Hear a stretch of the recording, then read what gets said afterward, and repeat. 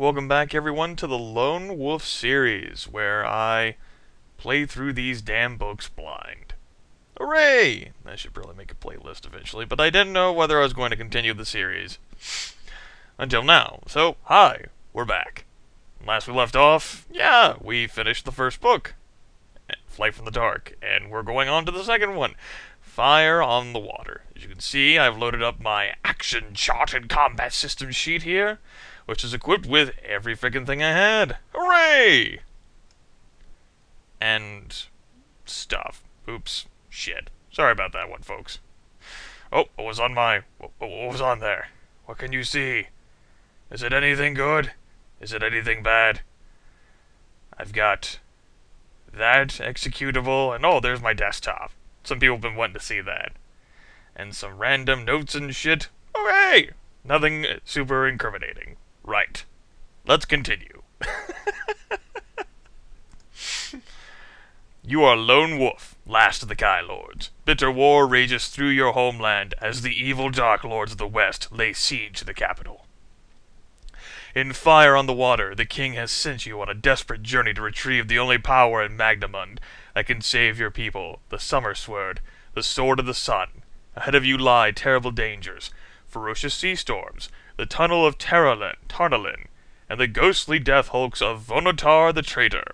Use your skills wisely, for only you can save your land from the devastation of the Dark Lords, and prevent forest fires. Fantastic. We've already seen that jargon. Woohoo, dedications. Acknowledgements. We've already seen that shit too.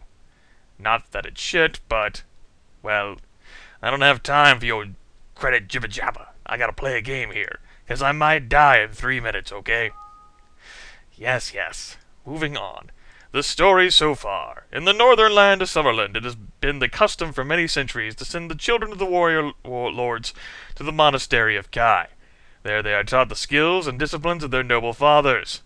In olden times, during the Age of the Black Moon, the Dark Lords waged war in Summerland. This sounds vaguely familiar. You are Lone Wolf, a young Kai initiate who is learning the secret skills of the Kai Lords. 2 days ago, your peaceful country was plunged into war when a vast Dark Lord army suddenly invaded Summerland and completely destroyed the Kai Monastery. All of the Kai Lords were in attendance for the Feast of Femarn, and all were killed as the monastery was surrounded and destroyed, the walls collapsing in on the assembled company. How convenient that a group of super powerful beings is all gathered together in one location, except for you. You, the only Kai Lord to survive the massacre, in less than noble fashion, for you were sent to gather wood as a punishment for being inattentive in class, vowed then to avenge their deaths. You knew your first task had to be to warn the king, for without the Kai Lords to lead their armies, your country, Summerland, would be unable to mobilize in time to drive the Dark Lords back. Your journey to the capital was perilous indeed. The enemy had overrun much of the country and were marching upon Homeguard, the capital itself. Despite the many dangers, you fought your way through the capital and delivered your warning to the king's court. There you were greatly praised for your skill and bravery, but told your mission was not complete. With the Kai Lords dead, there remained only one power in all of Magnamund that could save your people from the Dark Lords, the Sword of the Sun. After the defeat of Vashna, the Sword of the Sun had been bestowed upon the allies of Doranor as a mark of trust and allegiance that exists between the two kingdoms. In return, King Alin of Doranor gave Summerland a magnificent golden ring bearing the royal arms of Doranor. This ring is known as the Seal of Hammerdal. At that time, King Alin vowed that if ever the Shadow of the West should ride again to threaten Summerland, Doranor would come to the aid of her ally. The king has given you the Seal of Hammerdal. Your quest is to travel to Doranor to fetch the Sword of the Sun back. But meanwhile, the enemy have broken through the outer defenses to the capital and are preparing to besiege the city wall. As Captain Duval of the King's Guard leads you to the royal armory to equip you for your mission, the king's words keep coming back to you. 40 days, Lone Wolf. We have strength to stand against them for only 40 days. What about the nights, sir? 40 days and 40 nights. We shall ride out the siege. And then the clouds will part. Yes, blah blah blah blah blah. Indeed, I do. Through your experiences in Book 1, you have learned new skills and you may choose one extra Kai discipline to add to your action chart. You're goddamn right I am. That discipline is going to be healing. Also, by the way, I am restored to full health. Hooray! It's true. I checked it myself. I'll show you. You start each adventure with your maximum endurance point score. See Lone Wolf Club Newsletter, Summer Special 1987. Blah, blah, blah, blah, blah, blah. All lost endurance points are regained at the end of an adventure. If you have completed any new lore circles by finishing an adventure successfully, the bonuses you gained blah, blah, blah, blah, blah. Doesn't apply. Regardless, we're now back to full health. Yippee-ki-yay, motherfucker. I am so excited. Am I sure I want to pick healing? Am I super sure? Am I sure? Are you sure? I mean, I totally didn't need to heal in the first mission. I had to wuss out on some things. Felt like I was on edge all the time, like a fucking chicken shit, but it's not a big deal. Not a big deal. Mind over matter cropped up once in a situation where I had the golden key. Golden key was very handy there, I'm not gonna lie. We'll stick with hunting, sure. You may add a further Kai discipline of your choice to your action chart in Book 3. Hooray! Excuse me. Guard Captain Duvall leads you to the Royal Army, where your green tunic and Kai cloak are taken from you to be repaired and cleaned. While you await their return, Captain Duvall hands you a pouch of gold for your journey. To find out how much gold is in the pouch, pick a number from the random number table. Now add 10 to the number you've picked. 5 plus 10 is 15. 15 plus 5 is 20. Good math. On the large table in the center of the army, a number of items have been laid out for your choice. You may take any two of the following. Don't feel like grabbing the weapons. I've got 2 meals, and I've got hunting. Already got a chainmail waistcoat. That healing potion is totally one of them. Plus 4 end. Oh.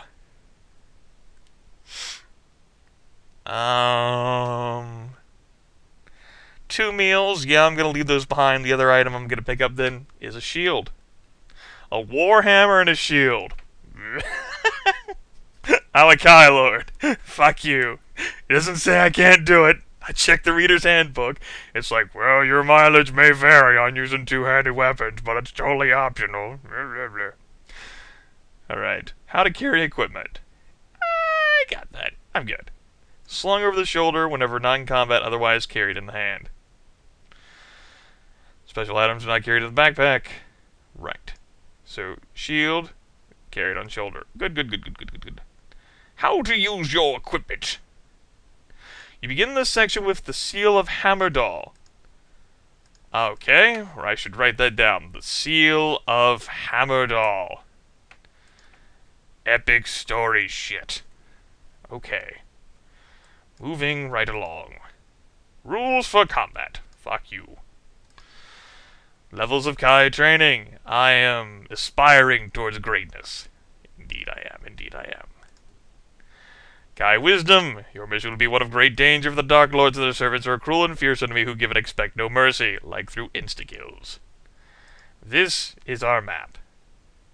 I remember this map. This was a good map. We had good times together. Until I was brutally fucked. Right, let's forget about that. Excuse me, I had the sniffles this morning. Captain Duvall and his guards escort you to the Citadel gate, where a small covered wagon awaits you. As soon as you clamber in, the gates are thrown open and you are hurried away through the crowded streets of Homeguard. After a short but uncomfortable journey, the wagon stops and the driver pulls open the canvas flap. This is the... Quay, my lord? There is your ship, the Green Scepter. As he speaks, the driver points across the quay to a sleek trade caravel anchored near to the harbor wall. The first mate's name is Ronan. You will find him waiting for you across the square at the Good Cheer Inn. Then the driver bids you farewell and quickly disappears into the teeming crowds. You reach the inn to find the front doors locked and the window shutters barred. You are trying to decide what to do next when a hand grabs your arm, and you are pulled into the darkness. Let's just try to pull free of his grasp. Let's not get crazy here with the weaponry and shit. I mean, if I'm fated to die right now at the friggin' beginning, then I'm fated to die. That's it. Forgive me, my lord, I did not mean to startle you. The man seems nervous, and the open hand that is extended towards you is shaking quite visibly. With some caution, you accept the gesture of friendship and sit with the man at a tavern table. The place is deserted, save for a couple of mice gnawing at a large chunk of cheese. Captain Kelman has instructed me to take you to the Green Scepter, but only if I am sure that you are the Kai Lord, they call Lone Wolf. Can you prove your identity? You decide you must show your mastery of one of your Kai disciplines. Wow. If I hadn't picked hunting, or healing, excuse me, I wouldn't have had a discipline to show this guy. That's great. Well, I mean, the odds are I would have picked one of those anyway. I think there's only 10 Kai disciplines, right? So I would have had to end up with one somehow, unless this was the first book I'd done.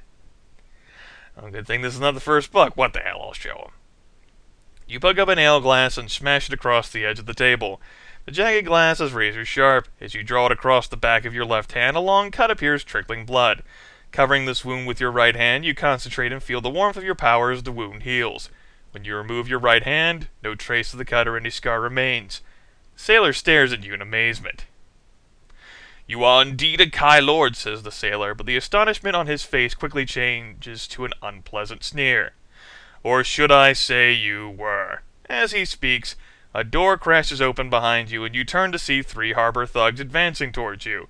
Each is armed with a scimitar, and you have no choice but to fight all 3 as one enemy. Really? Like I said, if the game feels like it wishes to kill me now, then fine, whatever. There's shit I haven't explored in the first book. I don't care. I figured I'd be trusting there. Why not? I guess I'm just eager to fight. Let's get on with it. I may evade after 2 rounds of combat, so we won't go with fight to the death here. Let's see here. My bonus is +2. Don't forget that. Because I'm totally using my shield. Should I say you were Ruffle, Ruffle, Ruffle? Your enemy took 8 damage. Oh, hell yes. We're fighting another round. And another round. And you guys are dumb shits. I only took 4 damage from you. Good job, guys. So, let's kill the man who can heal himself. Surely if we kill him, he's not like a troll. He can't regenerate himself like that. We'll take his ass out now. Good job, guys. Way to go. So, that's 29. Each numbered section. I believe this counts as a numbered section. Let me check the rules regarding healing. Just in case I get it wrong and you people fuck with me. Since the skill you may restore 1 endurance point to your total for every numbered section of the book you pass through in which you are not involved in combat. Yes. The sailor who claimed to be first mate Ronan seems to escape during the fight. You quickly search the bodies of the harbor thugs, but find nothing of value. However, you do notice that each of them has a tattoo of a serpent on their left wrist. Whoever sent them to kill you must already know of the importance of your quest. You leave the tavern by the side door and discover the dead body of a sailor lying beneath some stairs. Inside the collar of his blood-stained jacket is a tag bearing the name Ronan. This must be the real Ronan. He has been murdered. You cover the body and turn towards the quay, where the Green Scepter is anchored about 300 yards from the harbor wall. I don't want to hunt this guy down. We have shit to do. Last time I went off on some fucking lollygagging bullshit, I had to go attempt to save the prince's life, which involved me proving that I am the avatar of Sigmar, and left me with only 1 endurance point. Let's, try to focus on our mission here. Let's climb onto the Green Scepter. As you paddle towards the sleek trade caravel, you notice to your surprise that the boarding ladder is being pulled up. A mean-looking sailor leans over the gunwale and curses at you. He seems to think that you are a refugee trying to stow away on board. But when you shout that you are a lone wolf and you are ambushed by an impostor at the tavern, the ladder is soon lowered again. As you climb over the side of the ship, you are met by a tall man in a gold-braided uniform.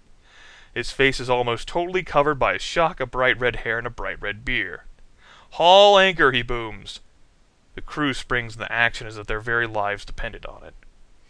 The captain ushers you below to his cabin, where he pours 2 glasses of Wanlo, a strong spirit. His face shows concern as you tell him what has happened. There's evil treachery at work. An enemy already has plans afoot to thwart your quest. He begins when you've told your tale. It seems that you have lost the element of surprise, and I have lost a courageous first mate. Let us only hope the voyage to Doranor be swift and safe. You leave him to go up on deck just in time to see the outline of Home Guard on the horizon. With mixed feelings of pride and apprehension, you descend the stairway to your cabin as the last spire of the capital disappears from view. Oh, goodness! Pick a number from the random table. Do not want this at all. One of these options has got to be guaranteed death, right? I'm gonna get like fucking ambushed in the cabin, be like 5 assassins just like waiting there. It was like a backup plan. Like, how the fuck did you sneak onto this ship? Fuck you, Kai Lord! Rabble. Oh, by the way, that was... yeah. I was doing it right. Hooray! Well, let's pick a random number. Survey says 4. You wake the following morning to the cries of the lookout from high in the crow's nest above. Whoop! Longboat adrift off the port stern. You climb up on the deck and meet the captain, bracing yourself against the fresh breeze. Less than 50 yards off the port stern, the damaged longboat bobs up and down in the heavy sea. On board are 3 men huddled together against the wind. I wish I could have the option to say, fuck them, our mission is of the most dire importance. Let's head on. But I guess I get to pick another number from the random table. Lottie freaking da. 2. The captain orders the ship to go alongside and pick up 3 men.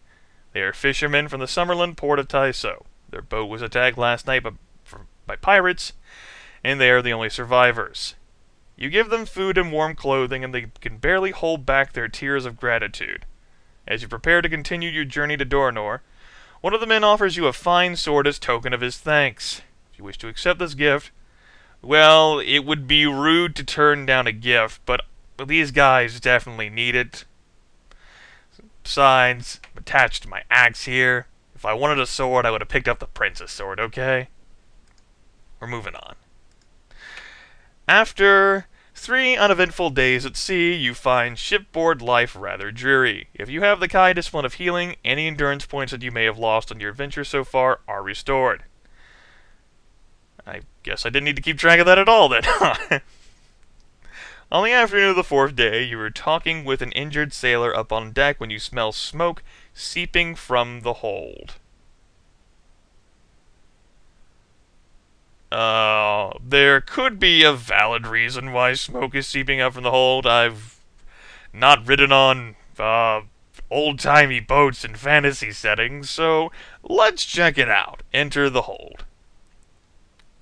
You release the lock and slide back the hatch cover. The sudden draught of air causes flames to billow out of the hole. You stumble backwards, clutching your burnt face. Lose 2 endurance points. Well, you know, I didn't want to be overly cautious and be made to look like a fool. Street cred is important in these types of situations. Fire! Fire! The cry goes up. In panic, the crew fight to put out the flames. It takes over an hour to control the blaze. The damage is considerable. The entire store of food and fresh water was in that hold, and the fire has completely ruined both, as well as weakened the structure of the ship. As you stand surveying the wreckage, the captain approaches you, his face blackened by the smoke. He is carrying something in a bundle under his arm. "We must talk in private, my lord," he says quietly. Without replying, you turn and follow him below to his cabin. Let me check.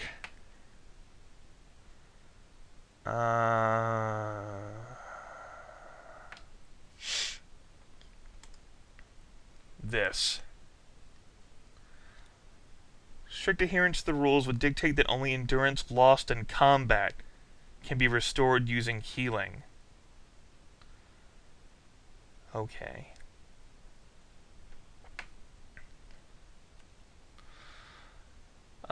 Since that wasn't lost in combat, I'm reckoning that common sense says that wounds similar to those sustained in... Well, no. Yeah. I mean, it's fucking damage dealt to me. It's not from hunger or fatigue. It's fucking fire damage. I'm healing that. Fuck you, game. You didn't say I couldn't, so I'm healing it. After taking care to close his door, the captain opens the mysterious bundle and tips the contents onto his cabin table. A large, charred earthenware jug and several blackened rags drop in a heap. They give off a strange, oily smell. I figured. This was no accidental fire, he says solemnly. This was an act of sabotage. The forward hold is a food store, yet I find this oiled jug and these soaked rags upon the floor. Someone on this ship is prepared to risk his life to stop us reaching Duranor. You both stare at the burnt rags as they hold the answer to your questions. Suddenly a cry from up on the deck breaks the silence. Ship ahoy! Ship off the port bow! Grabbing his sword and telescope, the captain disappears through the door and up the ladder to the deck above. I don't have any reason to suspect the cabin here. Unless you want to give me the attitude of, trust no one. I get the impression that Joe Deaver here is a dick, who wants you to do things like run away from the guy who's going to escort you to the king and, you know, fucking try to find your own way to the damn palace, going through crowds of shit of people who will probably fucking kill you because you only have one endurance point. I have no reason to suspect this man. I'm not going to suspect this man. Fuck you, game. It seems our bird has flown, says the captain. Damn it, excuse me, pointing to a longboat moving swiftly towards another ship on the horizon. She flies no flag and her hull is of a strange shape. I never before seen the like. You watch as the longboat reaches the mysterious ship. As if by magic, a sea fog appears from nowhere and engulfs the vessel. Moments later, both the ship and the fog have disappeared. Oh boy! Random number time. 7. The crew start to whisper. You hear the words ghost ship and cursed voyage, but the muttering stops when the captain's voice booms out an order for all hands on deck. Only the creaking of the timbers can be heard as Captain Kelman climbs to the rear deck to address the crew. Men, we're 3 days' sail from Port Bax. The fire has robbed us of our provisions and our fresh water has been fouled. We shall have to steer a new course for Ragadorn, where we shall make good our repairs and replenish our stores. That is all. The crew seem pleased by the captain's announcement and set about their duties with renewed vigor. Then the captain turns to you. We're about 8 hours from Ragadorn, my lord. My orders are to see you safely to Port Bax and pass you into the care of the sum-lending consul, Lord Lieutenant Rygar. But time is not our ally, and I fear the repairs may take a week or more to complete. When we drop anchor, you will have to find your own route to Duranor, by sea with us, or alone by the coast road. As you return to your cabin, the king's words haunt your thoughts. 40 days, Lone Wolf. We only have strength to stand against them for 40 days. You do not have long enough to complete your dangerous mission. As dawn breaks, a fierce storm rises and you are woken by the violent rocking of the ship. The floor of your cabin is awash, and the shouts of the crew can hardly be heard above the howling wind. You quickly dress, gather up your equipment, and make your way to the deck. You are soon joined by the captain, who takes hold of your arm and orders you to return to your cabin. By the way, we're increasing this to 32. Suddenly, as you start to go down, there is a thunderous crack as high in the rigging part of the mast snaps. You look up to see the shattered pole falling towards you. A, you get damaged. B, you avoid the damage. 0, you die instantly. Let's see if I'm right. 6. Okay, so... Shit. As the mast smashes into the deck, a splintered beam hits your head and you are knocked overboard. Well, shit, that's even worse. Gasping for air, you fight your way to the surface and catch hold of a hatch cover. You are half stunned. You lose 2 endurance points. You pull yourself onto this makeshift raft and cling to it with all your strength. If you are wearing a chainmail waistcoat, you must discard it now, or otherwise you will be drowned for sure. Shit. Well, it was nice having you. You saved my life. But now it's time for so long. We're gonna fucking say that I'm at 28, though. Fuck you. Fuck it. You feel dizzy and sick. As the heaving sea buffets you relentlessly, you gradually slip into unconsciousness. When you awake many hours later, the storm has passed. By the position of the sun, you judge it to be late afternoon. In the distance, you can see a small fishing boat, and beyond it, on the horizon, land. The only trace of the green scepter is the hatch cover on which you now sit. I don't know whether I can trust the fishing boat. Who knows, it could be the same guys who were last time, including a guy who's trying to offer me a sword. Let's see if I can do this under my own power. When you are only 50 yards ashore, you slip into the waves and swim towards land. When you finally reach the beach, you sink your fingers deep into the wet sand and slowly claw your way up the beach to shelter some dunes. You are exhausted and very hungry. The only possessions that you have saved are your gold crowns, your backpack, and any special items that you did not discard in the storm. Any weapons and backpack items that you possessed before the storm have been lost. Goodbye, Warhammer.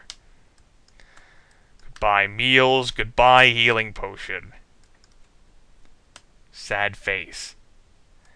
However, a few hundred yards away, you notice clumps of small twisted trees laden with purple fruit. Let's use the Guy Discipline of Hunting. The training that you received in the art of hunting has taught you to recognize most of the poisonous and non-poisonous fruits to be found in northern Magnamund. These purple fruits are Larnuma, a sweet and nutritious fruit. You quickly eat your fill and then store enough of them in your backpack for 2 meals. Larnuma fruit. Beyond the Larnuma trees, you notice a wide coast road that disappears towards the east and the west. I want to head towards the east. You walk for over 3 hours along the lonely coast road before night begins to fall. You are very tired and you decide to get some sleep and continue at dawn. You remember the tales told by your Kai masters of the wildlands between Summerland and Doranor, where packs of wild dogs roam the wastelands at night.